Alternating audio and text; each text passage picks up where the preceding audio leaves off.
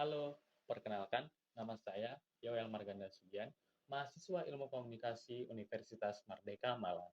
Jadi, hari ini kita akan membahas mengapa perilaku dan komunikasi buruk yang dilakukan anggota DPR di media sosial dapat memicu kemarahan masyarakat dan apa yang sebenarnya terjadi di balik dinamika tersebut.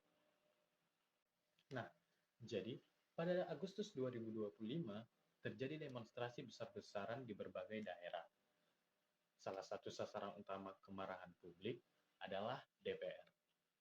Terutama setelah muncul kabar kenaikan tunjangan anggota dewan di tengah kondisi ekonomi masyarakat yang sangat sulit. Untuk memahami ini, kita bisa menggunakan Group Achievement Theory.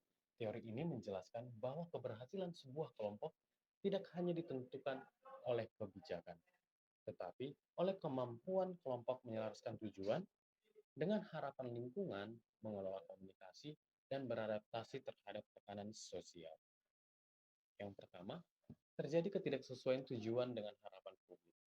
Ketika DPR menaikkan tunjangan di tengah kesulitan ekonomi masyarakat, publik melihat adanya jarak empati.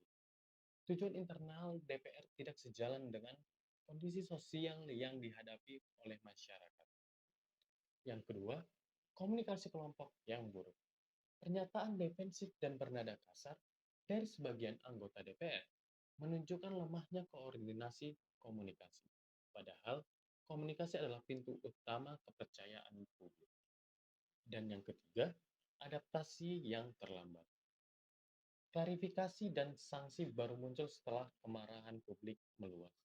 Artinya, DPR lebih bersifat reaktif daripada responsif. Selain itu, situasi ini juga memperlihatkan gejala grouping, yaitu kondisi ketika kelompok yang lebih mementingkan kekompakan dibandingkan pemikiran kritis. Pertama, ilusi kebal kritik. DPR terlalu yakin bahwa kebijakan internal akan tetap diterima oleh publik meskipun tanda-tanda ketidakpuasan sudah jelas. Yang kedua, rasionalisasi kolektif. Kritik masyarakat dianggap sebagai serangan politik atau kesalahpahaman, bukan sebagai masukan yang perlu dievaluasi secara serius. Dan yang ketiga, pengabaian suara berbeda. Kritik dari masyarakat dan akademisi kurang direspons secara terbuka, karena perbedaan pandangan dianggap mengganggu solidaritas sebuah kelompok. Nah, sebagai penutup, kemarahan publik terhadap DPR bukan hanya soal kebijakan, tetapi juga soal cara berkomunikasi dan cara kelompok mengambil keputusan.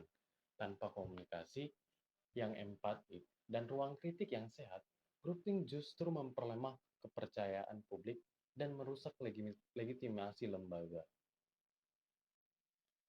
Mungkin sekian yang bisa saya jelaskan pada video ini. Semoga kedepannya kita bisa menggunakan perspektif kita untuk menilai sebuah informasi.